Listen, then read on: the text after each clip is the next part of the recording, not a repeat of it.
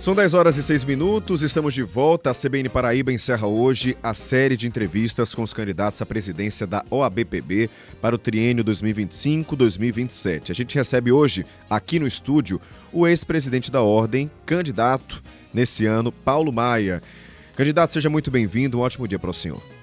Bom dia, Caio, bom dia, João Paulo, bom dia, Felipe. Em Campina Grande, bom dia, Carol e Pedro. E nosso Luciano, que está aqui operando o áudio. Bom dia a todos e bom dia, ouvintes da CBN. Candidato, já começo te perguntando então, o senhor já foi presidente da Ordem por 2 mandatos.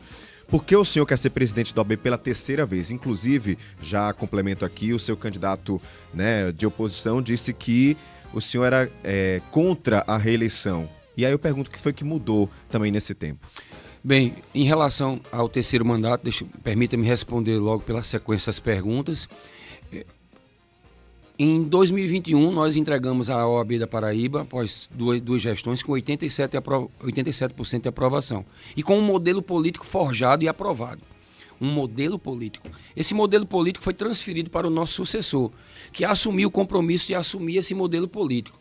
Participação inclusiva, participação de mulheres, interiorização, acessibilidade, simplicidade, desburocratização, tornando uma OAB mais popular. E, sobretudo, com um olhar na trabalhabilidade de quem começa. Ele recebeu esse legado e não continuou, ele quebrou essa sequência política de um grupo. E essa descontinuidade, que foi sendo encarada como uma traição ao modelo político que o elegeu, fez com que as pessoas me interpelassem em razão desta quebra, em razão também de me verem como candidato que poderia retomar esse projeto e, sobretudo, derrotar quem traiu o modelo político. Então, não se trata de ocupar cargo, se trata de assumir missão. Para mim, o cargo de presidência do OAB não é um cargo, até porque é um cargo voluntário, mas que tem muito mais desafios, muito mais responsabilidades, aliás, como todo cargo político. Então, quando eu me apresento, não é por mim mesmo, mas por um grupo de pessoas que, novamente, estimulou meu nome. Candidato, bom dia. Caio, rapidinho. Por que o senhor decidiu somente agora, acho que faz alguns meses, que o rompimento foi publicizado, fazer essas críticas ao atual presidente? O senhor não acha que poderia ter feito já no início da gestão ou antes ou anteriormente? Nós fizemos isso, apontamos para ele essa descontinuidade. As pessoas que estavam na gestão ou fizeram também, mas o que houve foi um centralismo na pessoa do atual presidente. Houve também um autoritarismo, uma negativa de retomada. No primeiro momento teve o benefício da dúvida, certo? E a gente fez isso, não publicamente, porque quando você faz isso publicamente, você desgasta, você não permite a governabilidade, mas o que aconteceu foi uma continuidade, não só de desmandos, mas a continuidade desse modelo político, fazendo com que a OAB recrudescesse no tempo a uma época que não existe mais. Candidato, um dos principais desafios hoje colocados pelos advogados nesse debate, inclusive nessa eleição, é a questão da anuidade, que hoje passa, salvo engano, de R$ 850. É verdade que os advogados que iniciam a carreira profissional pagam menos, mas ainda assim é dificultoso para alguns profissionais pagarem esse valor, é tanto que há uma inadimplência de cerca de 50%. Isso também foi colocado no debate. Caso o senhor seja novamente eleito, que propostas o senhor traz para essa discussão, para resolver essa situação? Há uma forma de diminuir esse valor? Ontem a candidata Patrícia disse que isso é possível. Em primeiro lugar, a inadimplência que existe, ela é histórica, ela remonta a uns 20 anos, essa inadimplência da ordem de 50%. Nós não sabemos as causas, apenas sabemos que o é. E quando nós fizemos, em 2016, a redução de 50% para 5 anos, durante os 5 primeiros anos, foi exatamente para estimular. A anuidade de um jovem advogado hoje é R$ 425. Quando você divide por 12, dá R$ 35,41 por mês. Se você dividir por 30, que é o número de dias do mês, dá pouco mais de R$ 1 por dia. Mas ainda é difícil, porque eu mesmo, quando fui jovem advogado, tive dificuldades e não havia redução de 50%. O que é que nós procuramos fazer? Nós procuramos colocar um valor agregado à anuidade. Acho que a candidata falou também que não existe pós-graduação 100% gratuita. Mas a OAB da Paraíba assumiu uma pós-graduação de 360 horas, certificada por uma faculdade, no qual, calculando uma prestação de R$ 300, dá R$ 7.200 durante 24 meses. Esse valor o advogado não pagou, a OAB pagou por ele. Como? Pagando direto o professor e o custo. Tá bom? Então, e a candidata não mostrou conhecimento das normas da OAB que não permitem a redução da anuidade, salvo e excepcionalmente quando devidamente comprovado e justificado na manutenção, na eficiência da gestão administrativa e na manutenção do equilíbrio econômico-financeiro. Não existe mistério. Se você tem 10 mil para pagar, você tem que arrecadar 10 mil. Então, a estrutura que está hoje na OAB é uma estrutura de atendimento e de suporte, que é feito com base nesse cálculo. Não há excessos. Mas o orçamento é superavitário, né? O próprio presidente disse que é. O orçamento foi superavitário a partir da execução de advogados inadimplentes.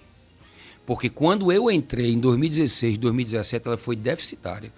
Porque o que é que acontecia? Não havia não só o costume político, como também não havia a obrigação de executar os advogados inadimplentes. E é importante que a sociedade saiba que hoje, por lei, só se pode cobrar na justiça o inadimplemento de quem está 5 anos atrasados.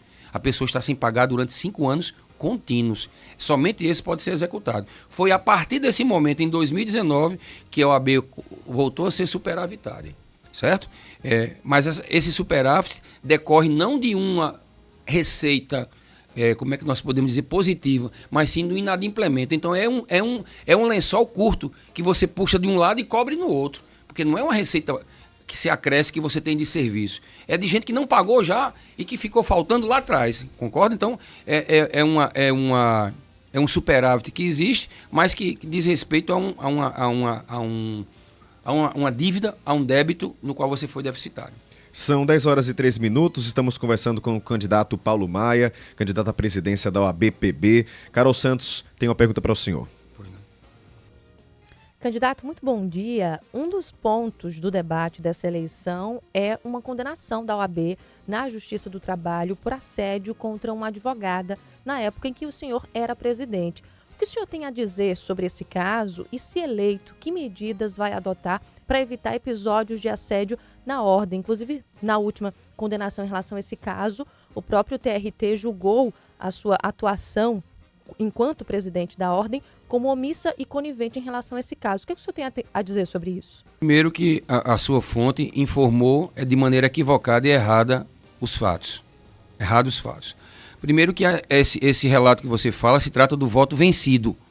O voto vencedor, ele atestou por mais uma vez a inocorrência de assédio sexual, que já tinha sido atestado pela Polícia Federal, ou seja, isso não ocorreu. A bem da verdade, isso foi uma fraude política montada por pessoas que estavam na gestão e que eram nossos opositores, e por uma funcionária da OAB que tinha sido transferida a contragosto.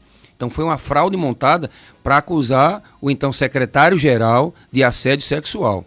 Nós tomamos medidas para apurar e investigar de maneira isenta este fato.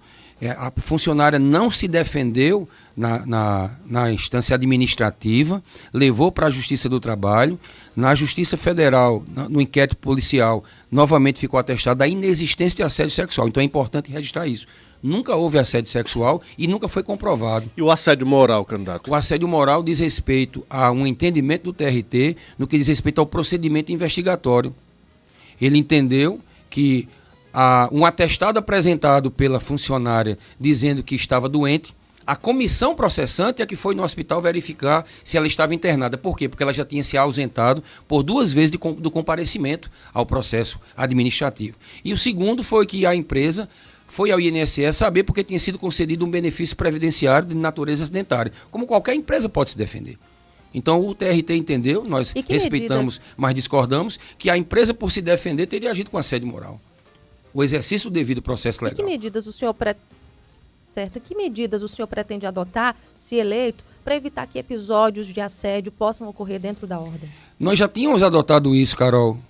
Nós criamos a Comissão de Combate à Violência e Impunidade contra a Mulher. Assédio é uma forma de violência. Desde 2017, esse equipamento já existe.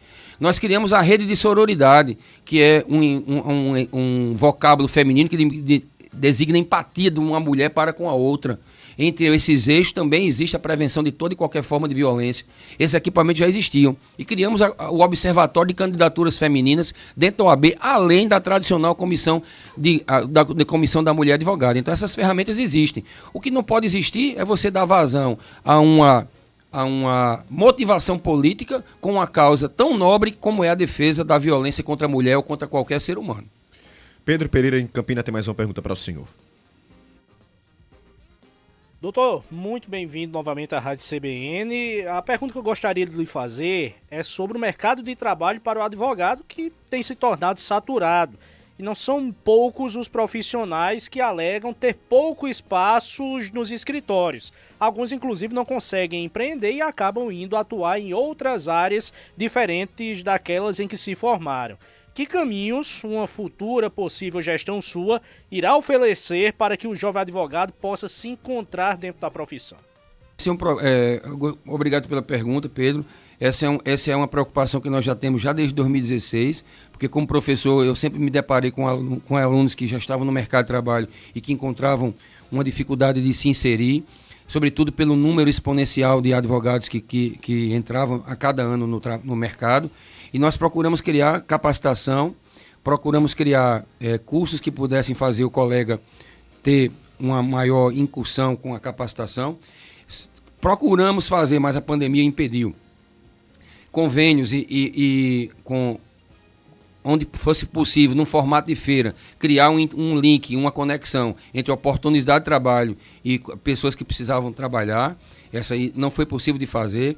Nós criamos também agora o banco de currículos e o Advoga Mais, já agora pela Caixa de Assistência dos Advogados da Paraíba, num convênio com o SEBRAE, onde há um módulo de formatação sobre o módulo de oficina, onde o colega aprende as habilidades, tanto as soft skills quanto as hard skills, que são necessárias para gestão, para empreender, para precificação de honorários, para gestão de escritório, para administração da marca, utilização em rede social, para que ele possa empreender e assim trabalhar. No que diz respeito ao valor do trabalho, nós criamos o piso salarial do advogado empregado, o piso ético da advocacia, tudo em nossa gestão, para balizar valores de mercado que não aviltem o trabalho do advogado. Como proposta, nós temos a plataforma de benchmarking, é uma plataforma que vai permitir se estudar as novas oportunidades e nichos da advocacia, também até para a advocacia idosa, um curso de introdução nas redes sociais, mas também de utilização das novas plataformas, porque a nossa plataforma é um AB de todos e para todos. Mas para o jovem advogado a gente também tem mais 2 projetos, que é o de mentoria de advogados experientes para os jovens advogados, e de residência jurídica, que é uma forma de estágio, onde o colega vai passar de 30 a 90 dias no escritório, se porventura não tiver, para aprender qual é a dinâmica. Então, de maneira sintética, essas seriam as manifestações de propostas com a preocupação com a trabalhabilidade. Estamos conversando com o candidato Paulo Maia, candidato à presidência do ABPB para o triênio 2025-2027. Candidato, o seu principal adversário, Ayrson Tagino, acusa a sua gestão de ter feito gastos com coisas supérfluas, festas, diárias, e diz também que o senhor pretendia construir uma espécie de restaurante onde fica o prédio da cidade do advogado hoje. Ele disse isso aqui na entrevista. Como é que o senhor rebate essas acusações feitas por seu principal adversário? Bem, quem quer fala o que quer, né? Quem quer fala o que quer. Agora também escuta a verdade. Primeiro que as nossas contas foram aprovadas com louvor. Não dá para ter jantar e nem dá para ter desperdício no AB, porque a renda é curta. Né? E não houve nunca nenhuma manifestação pública. Os encontros que nós fazíamos, estabelecíamos uma cota mínima de participação por adesão e também por poucas pessoas, não havia jantares suntuosos, não havia nenhum gasto, nenhum desperdício, porque não havia dinheiro para isso. E no que diz respeito à cidade da advocacia, nós procuramos otimizar um espaço. Hoje a OAB da Paraíba, aqui em João Pessoa, está espalhada em seus órgãos por 4 espaços físicos dentro de João Pessoa. Nós iríamos, num local só, fazer a cidade da advocacia, onde seria otimizado a busca por serviço da OAB, e também teria um espaço de lazer e de convivência, coisa que a categoria não possui até hoje. E isso nós fizemos junto com o Conselho Federal, foi quem comprou o terreno lá no Altiplano, próximo à sede da Caixa Econômica Federal. E o que nós queríamos é dar dignidade, respeito e sentimento de pertença ao advogado ao criar um espaço de convivência, mas também um espaço administrativo onde ele pudesse ir. E o candidato dizia que ele era faraônico, só que ele não entende que o tamanho da advocacia da Paraíba procurou se dar ao estabelecimento e ao local e ao imóvel e a futura sede social e administrativa aquilo que a advocacia espera. 87% da advocacia em 2021 concordava com esse projeto. Ao chegar, ele retirou e transformou apenas numa sede administrativa, deixando novamente descentralizado o serviço e, o pior, sem uma sede social. Isso ele não fala. O senhor pretende retomar esse projeto, caso seja eleito novamente? Sim, pretendemos retomar esse projeto de ter uma sede social e de jungir todos os serviços num local só. Com essa perspectiva de construção de um restaurante também naquele local? Não era um restaurante, a gente tinha um espaço de convivência, né? A ideia era ter um espaço de convivência. O que ele está dizendo de espaço de cowork ia ficar tanto lá como na sede antiga, que vai ficar uma estrutura de suporte para os advogados que porventura não queiram ir para lá. Então, bem da verdade, a ideia de lá era onde o advogado pudesse procurar o local, a OAB, para ter acesso a serviço que ele tem hoje aqui e também ter um espaço de convivência. Por isso que se comprou no altiplano de frente para a barreira. E o prédio antigo ficaria uma estrutura de suporte para trabalho. 10h22, candidato, o interior do estado tem muitos desafios também, né? O que é que o senhor pretende fazer para que esses advogados que atuam em regiões mais distantes de João Pessoa, mais distantes de Campina, até no interior, também tenham espaço, também tenham essa ligação mais próxima com a OAB? A primeira coisa é a presença, Caio. Essa presença fez com que o atual candidato fosse eleito pelos votos do Sertão. Nós tivemos uma presença política, administrativa e física no Sertão, conhecendo os advogados pelo nome, indo muito ao Sertão, criando 3 subseções, que são sedes municipais da OAB com autonomia política e administrativa em cidades onde ela não tinha chegado antes, Monteiro, Princesa Isabel, aqui em Mamanguape, aqui do lado, e também em Pombal. E a partir daí nós construímos as sedes, reformamos as antigas e ampliamos, levamos a Escola Superior da Advocacia para Campina Grande, mas, sobretudo, nós integramos a advocacia do Sertão, a advocacia do interior com a advocacia do Estado. Isso também foi descontinuado. Uma das reclamações é essa descontinuidade política administrativa no Sertão, que reclamou a nossa presença. E deixou tudo parado, não só não foi manutenido o que existia, como não foi acrescentado nada de novo. O que nós vamos é retomar esse ritmo de construções, de presença política e administrativa no Sertão, com parlatórios, com sala de advocacia, com curso e com subseções. Prerrogativas, qual a proposta que o senhor traz para esse novo mandato? Como é que o senhor pretende atuar nessa seara que é sempre tão reclamada por muitos advogados que atuam, sobretudo na área criminal? E uma coisa que eu gosto sempre de falar quando falo de prerrogativas é descartar qualquer semântica de privilégio. Né? As prerrogativas da advocacia dizem respeito ao cidadão que tem o direito de ser defendido em plenitude, sem obstáculo pelo Estado ou por autoridades. Na hora em que um advogado é impedido de exercer a profissão, é o cidadão que se vê prejudicado no seu direito de defesa. Então ela é a coluna mestra da OAB. Nós sempre tivemos uma atuação forte na defesa das prerrogativas. Sempre. E a lembrança daqui do desagravo da Central de Polícia, que tentaram macular a minha honra e a minha reputação, dizendo que tinha sido mandado recuar. Quando nós enfrentamos, ficamos a madrugada toda, fizemos um desagravo com mais de 1.000 advogados e tivemos essa firme atuação na defesa das prerrogativas contra agentes públicos que não entendem o papel importante da advocacia.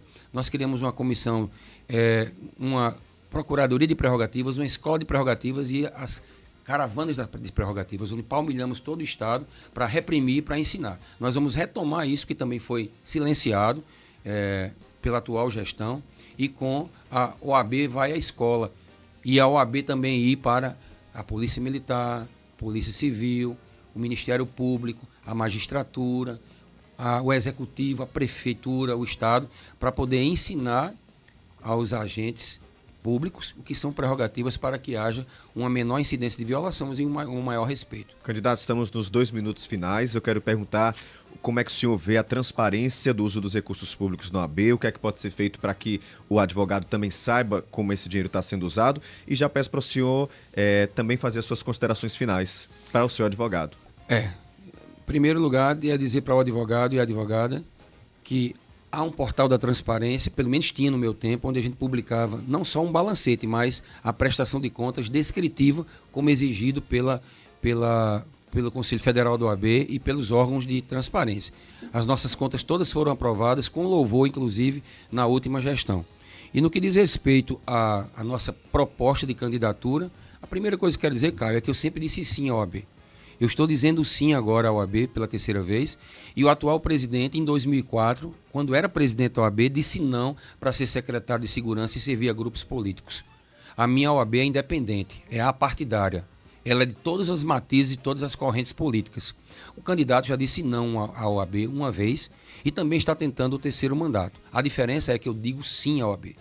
Eu não traí a OAB e nem traí a Advocacia da Paraíba com a submissão a grupos políticos partidários. Respeito muito a política, não estou criminalizando a política, mas a política de classe é uma e a política de OAB é outra. Então essa OAB, que é independente, apartidária e de todos, onde todos têm vez e voz, todos, negros, brancos, homens, mulheres, sertanejos, paraibanos, todos têm direito a participar da OAB. E é essa OAB que está querendo ser resgatada. Não é um projeto meu, mas é um projeto da Advocacia da Paraíba. Por isso que eu peço que no dia 19, vote a chapa 10, vote Paulo, vote Luciana. Candidato Paulo Maia, quero agradecer demais sua disponibilidade em conversar com a gente. Um ótimo dia para o senhor e boa sorte. Muito obrigado a todos. E assim a gente desfaz nossa rede, viu? Carol, Pedro, bom trabalho para vocês por aí. A gente se encontra amanhã.